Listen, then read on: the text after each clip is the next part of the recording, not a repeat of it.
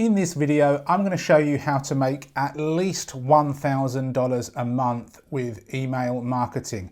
If you have a decent sized list, then $1,000 is going to be a very small amount. But for those people that are struggling when it comes to getting people to open their emails and click on them, this video is going to be really helpful. Now, it's not something that you're going to be able to do overnight, but it's definitely something, if you apply with consistency, will increase your ROI regardless of the size of your list. So let's get cracking. So just to show you that I know what I'm talking about, we've got these responses here from people that have been through one of my email courses, just writing to commend you on a brilliant email.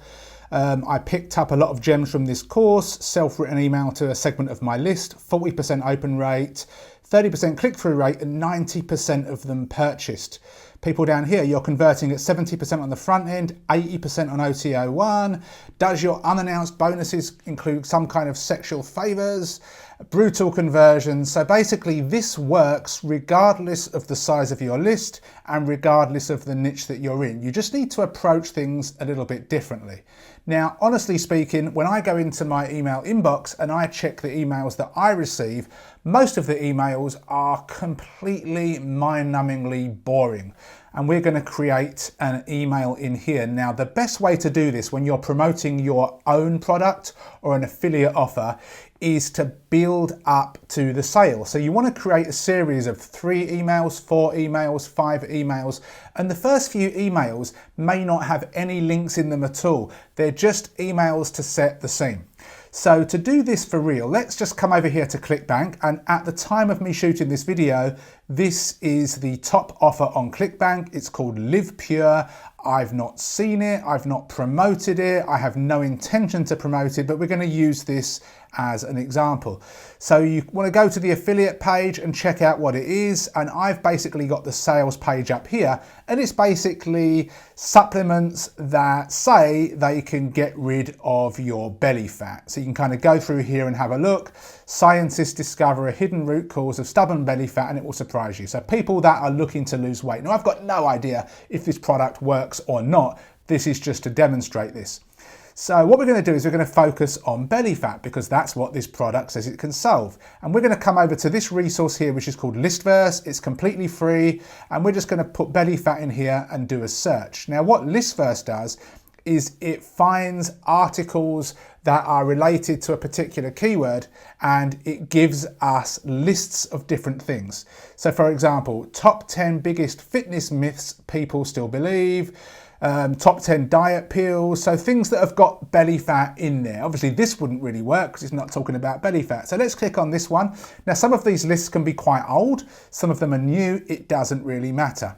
So we want to kind of come down here and we want to find something related to belly fat. So I'm going to just do a quick search and I'm going to look for belly fat, and we've got this one here, we've come down here, we've got this one, and we've got this one. So let's take this particular story, a fat burning belt. So what I'm going to do is I am going to close that off and I'm going to copy this whole thing. I'm going to copy this, open up a brand new tab, and I'm going to open up Quillbot, which is a paraphraser. And I'm just going to leave it at simple for now. Now, Quillbot has a free and a paid plan. I have a paid plan. If you've got a free plan, you can only use standard and fluency. But what we'll do is let's choose creative and let's plonk this in here and hit paraphrase. So it's going to rewrite that little bit of an article. We're then going to copy this. We're going to come back over here. We'll paste this in here. We'll make this bigger so we can actually, read it a bit easier. And then what we'll do is we'll just split this up so it's easier to read. And we'll just kind of go through and do that. So you don't want to see me do that, so let's just pause the video while I do that. This is what I've created, and it took me about 90 seconds after pausing the video. We've got a subject line, burn fat with a belt, question mark. And then we've just got the email, which is basically the story paraphrased with a couple of sentences removed. You're going to want to proofread it. You're going to want to read it aloud to make sure that it sounds correct and makes sense. And then I've just added this at the end. So what actually works? Well, I'll tell you what, just not in this email, but it'll be worth the wait. Speak tomorrow, same place, same time, and then you just sign off. And that's that. So you've got an interesting email to your audience. Now this obviously assumes that you'll have an audience in the weight loss area, and then you just kind of leave them with a cliffhanger telling them that you've got something that works, but that's going to come in the email tomorrow. And then you could set this up as a broadcast. You could send it out to a section of your list or the whole of your list. And then 24 hours later, you want to send out a second email. Now, what you can also do is you can call this part 1. And that way you can come down here. It'll start with the subject line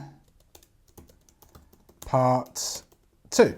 And that way people are going to be aware that they're going to get an email from you with part 2 in the subject line. You can make that bold if you want. If you want to put a link in here, you can, but most of the time, all I do is take a story, rewrite it, and then try and segue into something that I'm trying to do. So in this case, I'm imagining that I'm going to be selling this particular product. I'm not really going to sell this one. And then I've started an email series. So that's part 1. What can we do for part 2? Well, let's head on back over here. Now, rather than go through this, we'll do a new search. I've come over here, I've got weight loss ready. We'll hit search and we'll try to find stuff related to weight loss. So a slightly different way of looking at things. And we want to try and find something fun, interesting, weird. 10 biggest myths people still believe. Okay, it's probably not all going to be about weight loss. Exercising before breakfast burns fat faster. You need to put in an hour workout to see the benefits. You don't need extra protein. Let's go back and see if we can find something else that's interesting. Again, you just want to find something, something that's going to stand out. 10 frightening ways we discriminate against fat people. Okay, legal discrimination, ruining careers, welfare discrimination. You've got to be a bit careful, but you want to choose something that really does stand out. Okay, look at this. We punish fat children. So again, if somebody is signed up to your list and other people's lists as well, because they're not just signed up to yours, and they're getting emails all the time about these different weight loss things, and everybody else is saying, buy this, buy that, buy this, buy that, but your email says punish fat children, that is going to get their attention. So again, we'll come here and we'll have that as the second subject line. So subject, and then we'll have part 2. Punish fat children. Obviously we'll make this a bit smaller so it kind of fits in. And now we need to write this email. Now obviously we're not going to write about punishing fat children because that's nasty, but we are going to talk about this subject and then allude to something else. So again, we will come in here and we're going to do the same kind of thing. We're going to copy all of that. It would help if I can actually copy properly. So we'll copy, we'll come to this, we'll just refresh Quillbot. And we will do a shortened one this time. So we'll write a short email and we'll see if this makes sense. Only a mother could love that face. Okay, so let's copy that. And okay, we're going to copy that in there. We're going to remove this from being bold. And we go through the same process. Now, to be honest, this could even be the subject line, which is a little bit less shocking than this. So if you wanted to have a different subject line, you could choose this one as well. Okay, now again, let's get rid of that.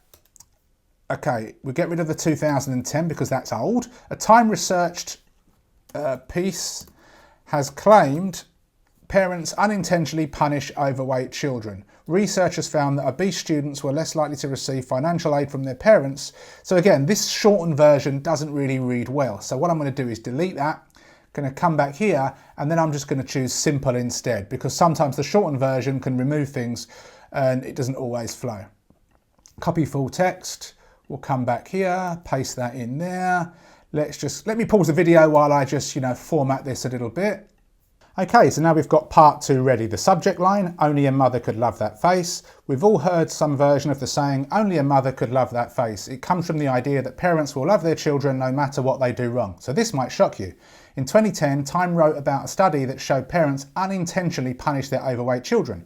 Researchers looked at students who own cars and found that fat kids were less likely to get help from their parents when they bought their first car than skinny kids. Now, I don't know if this is true or not. I'm just, giving this as an example. This shows that even parents believe the culture myth that fat people are lazy and need to learn how to be more responsible. What is important is self-esteem. And this last bit is the bit that I've written myself. When we look good, we feel better about ourselves. And while The most important thing is following healthy lifestyle basics. Some of us just need that extra bit of help, something that is safe but speeds up the process. And I found just that. And while I was planning to tell you today, I just need to finish putting the finishing touches. Obviously I'd spell that correctly. Finishing touches on something. So tomorrow, at exactly the same time, I'll be providing this solution to you. See you then, name.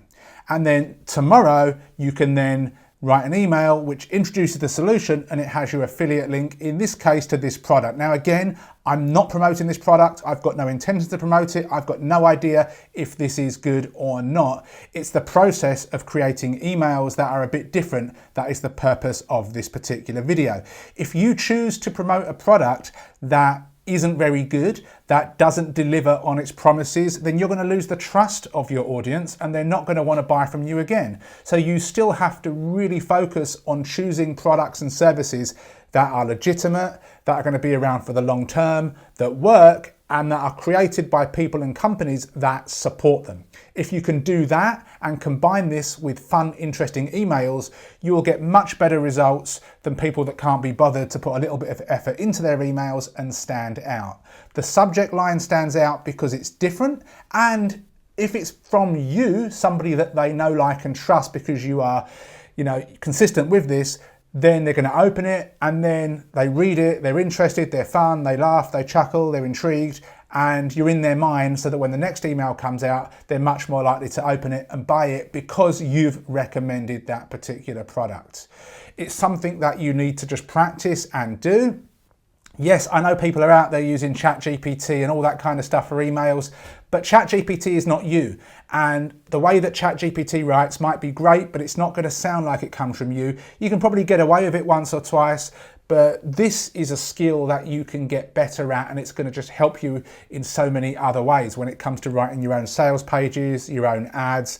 When you're good at this stuff, it really does make your life easier and you can get a better ROI in pretty much anything that you do. And if you don't use Listverse, you can use stories from your real life. Think back to when you were younger, trips that you've made, weird experiences at work, lessons that you learned when you were a kid. Talk about them, you can change them a little bit, and then segueing into a marketing message is really important. So we've got the story here, and then we segue into the fact that something is coming that I've found that's going to speed up this process, and it's coming tomorrow. And again, just practice makes perfect. So this video was titled, how to make $1,000 of email a month. Honestly, you can do that with a tiny list and you should be able to make much, much more in the long run if you apply this with consistency. If you'd like to learn more, then I have a small mini course below. Other than that, you can reach out, feel free to ask me questions. I hope you enjoyed this video and you've stuck around till the end. Please give me a thumbs up and I'll see you in another video soon. Take care.